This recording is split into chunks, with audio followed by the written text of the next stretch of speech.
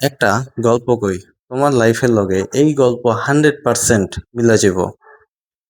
তো একটা গ্রামে দুজন কৃষক বাস করত, রহিম আর করিম। তাদের ইনকাম সেম, তারা সেম কাজ করত, তারা পাশাপাশি বাসায় বসবাস করত, তাদের আর্থিক অবস্থা একদমই সেম। কিন্তু হঠাৎ একদিন রহিম কোনো এক জায়গা থেকে লটারিতে সাইকেল জিততে পাইছে।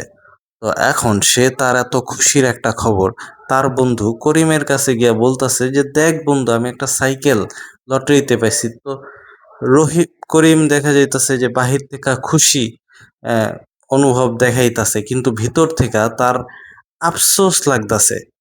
কেন? কারণ তারা দুইজন সেম কাজ করে, সেম ইনকাম করে, কিন্তু এখন রহিমের কাছে এমন একটা জিনিস আছে যে জিনিসটা করিমের কাছে নাই।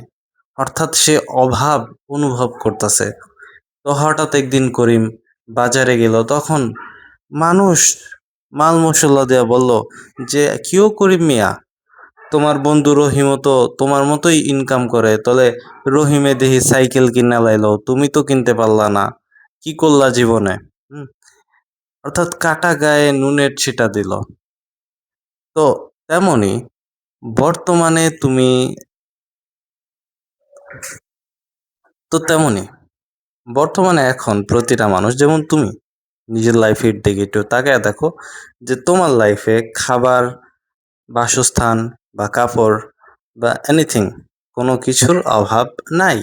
বাট তুমি তবুও পরিশ্রম করতেছো, তুমি তবুও কষ্ট করতেছো, স্ট্রাগল করতেছো। কি লেগা? কারণ অন্যদেরকে দেখা, অন্যদের কাছে এমন কিছু আছে যে জিনিসটা তোমার কাছে নাই।